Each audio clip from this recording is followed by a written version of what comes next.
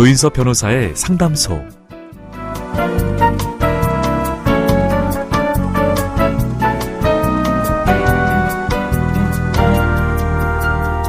바둑을 둘 때 한 발 떨어진 거리에서 구경하던 훈수꾼이 묘수를 짚어낼 때가 종종 있죠. 구경꾼의 눈에 기막힌 수가 보이는 건 승패에 대한 부담 없이 한 발 떨어져서 바둑판을 바라보기 때문이라고 하는데요.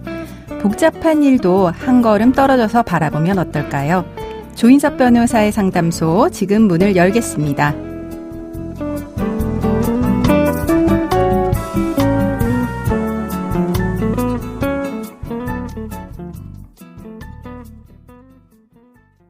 당신을 위한 로하우스 조담소 서정민 변호사와 함께합니다. 안녕하세요. 법무법인 신세계로의 서정민 변호사입니다. 오늘 상담소에 문을 두드린 분은 어떤 고민이 있으신 건지 사연으로 만나보겠습니다. 저는 남편과 결혼하고 10년간 가정주부로 지내왔습니다. 사실 글 쓰는 것을 좋아해서 작가가 되고 싶었지만 결혼 생활을 하고 아버지의 병시중을 드느라 글을 쓸 여력이 없었습니다. 남편과는 신혼 때부터 자주 싸웠습니다. 그냥 그러려니 하고 살아왔지만 최근에는 서로가 너무 맞지 않는 것 같아서 남편과 대화 끝에 협의이혼을 했습니다. 오랜 투병 생활을 하던 아버지가 돌아가시자 심적으로 예민해져서 이혼 결정을 더 빨리 내렸던 것 같긴 합니다. 그래서 남편에게 전혀 바라는 것이 없었고 위자료나 재산 분할에 대해서도 정하지 않았습니다. 그런데 협의이혼을 한 후 6개월 만에 뒤통수가 얼얼해지는 소식을 들었습니다. 전 남편이 결혼했다는 소식과 갓 태어난 아이가 있다는 소식을 들은 겁니다. 전 남편은 저와 협의이혼을 하기 전에 이미 바람을 피우고 있었던 겁니다. 지금이라도 전 남편에 대해서 위자료 청구를 할 수 있는지 또 재산 분할이 가능한지 궁금합니다. 그리고 저는 할아버지가 오래전에 돌아가셨고 아버지는 5년 전에 세상을 떠났습니다. 최근에는 할머니마저 돌아가셨는데요. 아버지에게는 남동생과 여동생이 각각 한 분이 있으시고 저에게도 2명의 형제가 있습니다. 할머니의 재산을 제가 상속받을 수 있는지, 받을 수 있다면 상속 비율이 어떻게 되는지 궁금합니다.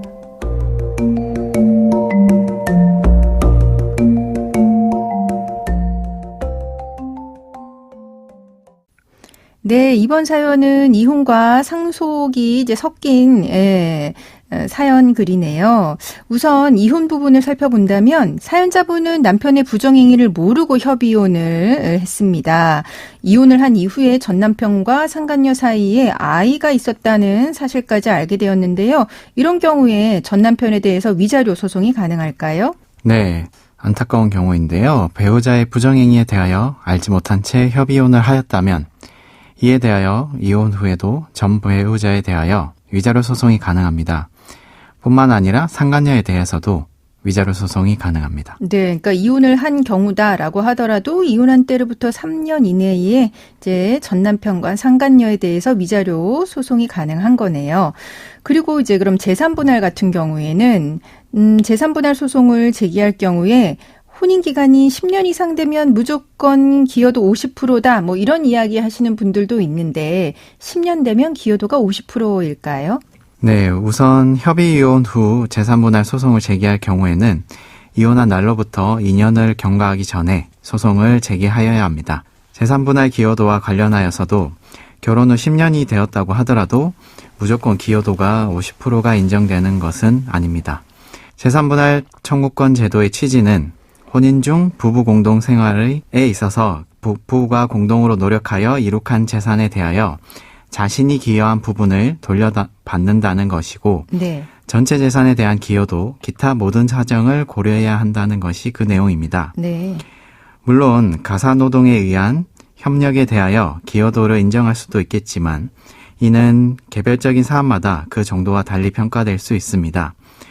특히 판례는 당사자들이 나이, 직업, 소득, 재산 형성의 경위, 분할 대상 재산의 취득과 유지에 대한 기여의 정도, 혼인 지속기간, 가족관계 등 여러 가지 사정을 함께 참작하여서 재산분할 비율을 정하고 있습니다.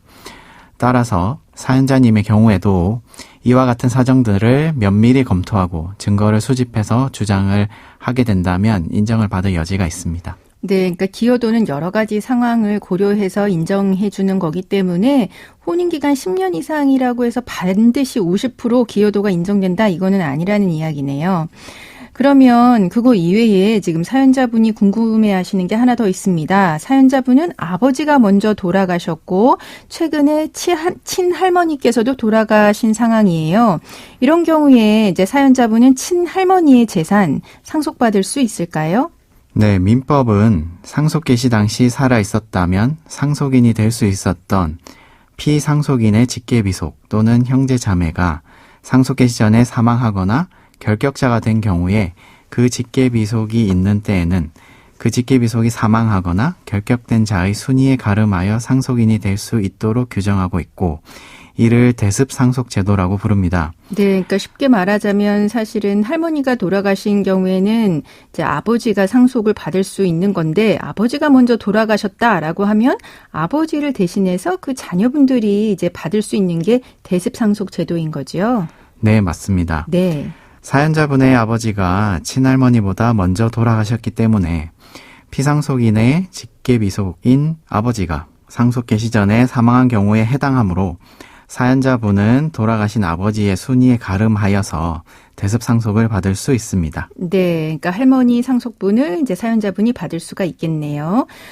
근데 이제 문제는 또 이제 사연자분한테는 삼촌과 고모가 각 한 분씩 있고, 또 사연자분의 동생이 2명 더 있습니다.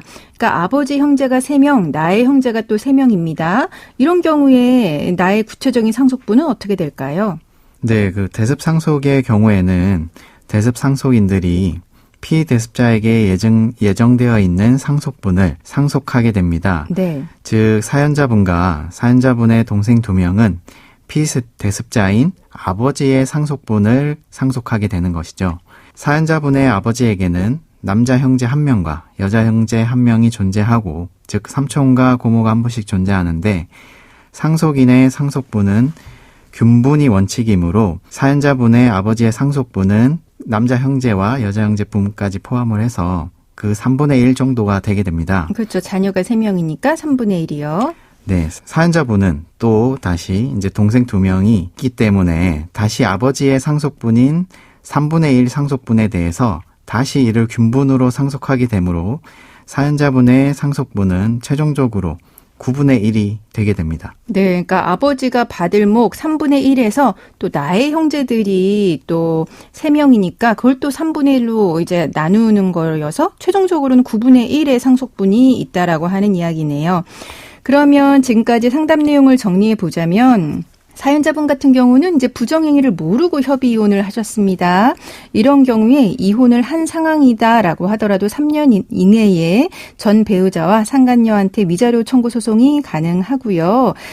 재산분할도 2년 이내에 가능한데, 다만 이제 재산분할 비율은 여러 가지를 다 고려해서 기여도가 산정이 되는 거고, 혼인기간이 10년 이상이라고 해서 무조건 50%가 되는 거는 아니다라고 알려주셨습니다. 그리고 이제 사연자분 같은 경우는 이제 아버지가 먼저 돌아가신 경우에는 할머니의 이제 재산에 대해서 대습상속 받을 수 있다라고 하는 것까지 정리해 주셨습니다. 지금까지 서정민 변호사와 함께했습니다. 네, 감사합니다. 조인섭 변호사의 상담소는 유튜브를 통해서 다시 듣게 하실 수 있습니다.